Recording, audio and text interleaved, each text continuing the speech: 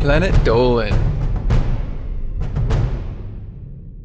From what female daddy long legs are called to why the grass is green, we answer several of your most burning questions about life. Hello everyone, my name is Melissa, and I'll be reading out the questions and answers. And to me, well, I don't really need an introduction now, do I? Okay, I guess I'll start reading the questions then. Dolan Fan 98 asks, what is slower, a snail or a turtle? Does it matter? If they're both slow, then they're useless. Come on, Nixium. Turtles are wonderful creatures. Look, they have a natural armor. Armor, you say? Well, I do like armor. Maybe it would look more formidable with a crossbow on its back. Okay, hand him over. The average turtle moves at about 1.07 miles per hour on land and is much faster in the water. A garden snail can only move at about 0.03 miles per hour on land, and they're not very fast in the water either. My pet, you have become my instrument of war. Now hit the target. You're gonna have to work on that aim. Stegosaurus 25 asks, what was Earth's most dangerous predator? Like you even need to ask. Are you gonna say that you're the Earth's most dangerous predator? Was, Melissa. Was. I'm sure you've heard of the dinosaurs. Well, I used to hunt them for sport. Now, apparently hunting an entire species to extinction is considered unethical by today's standards, but man, who cares? Triceratops meat is just way too good. There are several extinct creatures that could compete for that title. On land, there was the famous Tyrannosaurus rex and the Titanoboa snake. In the sea were large sharks known as megalodons and colossal marine reptiles called mosasaurs, both of which could grow up to 60 feet. Diamond or Attacker asks, what's the difference between an ocean and a sea? Well, seas are smaller and not as deep, but oceans are huge, and their waters go down for miles. Who knows what kind of unknowable horrors lurk deep beneath the waves? Oh, Nixium, Melissa, my friends, my best men. What are you doing out here? Are you having a romantic cruise? Ooh, I bet. Back to the depths with you, you beast! Oceans are much larger than seas. All oceans of the world are actually one interconnected body of water.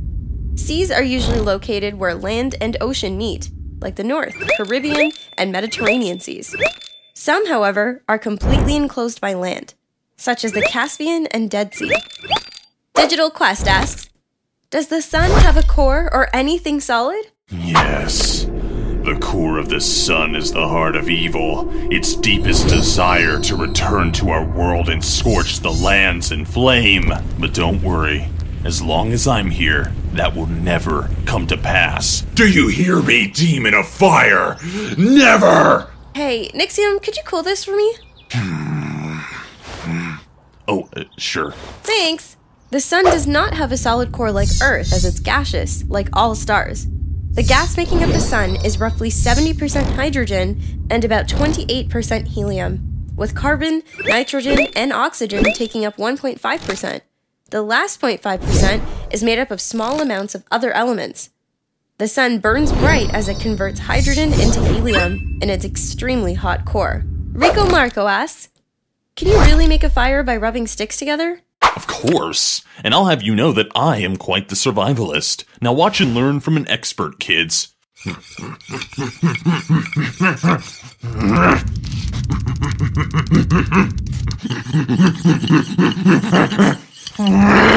you want a hand, Nixium? No!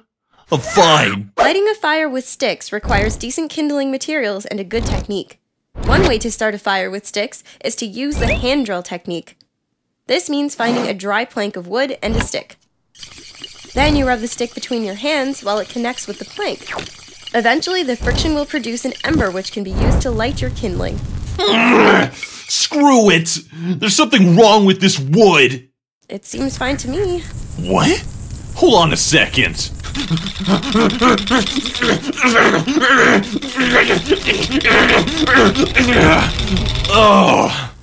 Oh yeah! I made fire. Jeremy Hook asks, why is mercury toxic? What? No, it isn't. Haven't you heard of the Emperor of China, Qin Shi Huang? He drinks an elixir made from mercury that makes him immortal. Nixium, he died from mercury poisoning. When did this happen?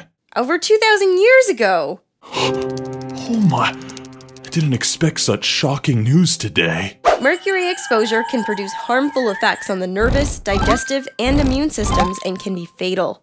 We are all exposed to the same level of mercury, possibly by our occupation or by what we choose to consume, but it will only become dangerous in larger doses. I remember when you told me to execute those scholars that said mercury was poisonous.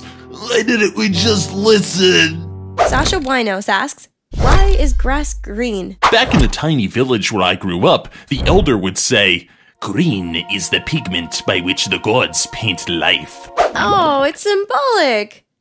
Green being the color associated with life. What? No! It's because he was an old kook that thought we lived inside of a painting. Can you imagine thinking that you were some kind of cartoon? What an idiot. Grass, like many plants, produces a pigment called chlorophyll. Chlorophyll is important for photosynthesis, the process by which plants convert sunlight into nutrients. Chlorophyll is green because it reflects the green colors of light and absorbs red and blue colors, which the plant uses for energy. Esteban555 asks, why do mosquitoes suck blood? I know of another far more dangerous creature that sucks blood. Don't concern yourself with little bugs when the real menace walks among you. Are you talking about vampires? Yeah. Disgusting creatures. They keep knocking at my door and asking for handouts. I don't have any more money. You monsters are bleeding me dry. Melissa, quick. I need you to rub this garlic oil all over me. Oh, well, if you insist. Only female mosquitoes suck blood from animals. They use the iron and protein found in blood to produce their eggs. A female mosquito can drink about 3 milligrams of blood per bite. Now get out of here, you parasites! What is a female daddy longlegs called? The great brood mother longlegs is a monster few would wish to encounter. But I, Nixium, did. By using my knowledge of fire, I drew her into the open, and I set her ablaze. I'm sorry, what knowledge of fire was this? It was the knowledge that was gifted to me by the dragons, the masters of flame. Duh. Too bad that knowledge didn't help when it came to making a campfire. Melissa, Fine. You got me. The truth is, I didn't set her on fire. I just stabbed her a lot. Is that what you want to hear? It's okay, Nixium. We all know what a great hero you really are. Huh? What? Oh. Yeah. You're the hero we desperately need, Nixium. Oh, thank you. The name daddy longlegs can refer to several insects or arachnids. The crane fly, carpenter spider, and harvestman spider are a few examples. Females also share the monkier daddy longlegs, as it is a name that refers to the species rather than the gender. Puppy Power Elite asks, why do we have fears? Well, I don't. Come on, Nixium. Everyone's afraid of something. Nah, not me. Melissa? Uh-oh. Fear is one of the most basic human emotions. It is tied to the instinct of survival.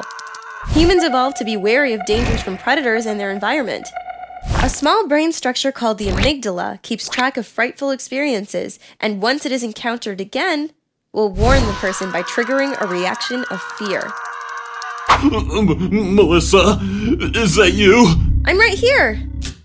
Oh no. What is this? What have you done? Melissa, don't make any sudden moves. They are trained killers. This video was made possible by our fans over on Patreon. Thanks for your support, guys! Anyway, that's it. Thanks for watching. Have a good one!